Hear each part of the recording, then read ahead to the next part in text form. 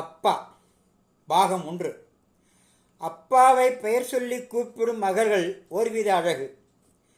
மகளை தன் அம்மாவாக பார்க்கின்ற அப்பாக்கள் அதைவிட அழகு.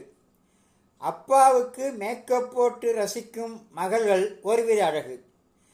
மகளுக்கு தன் கையாலேயே உணவு ஊட்டி மகிழும் அப்பாக்கள் அதைவிட அழகோ அழகு.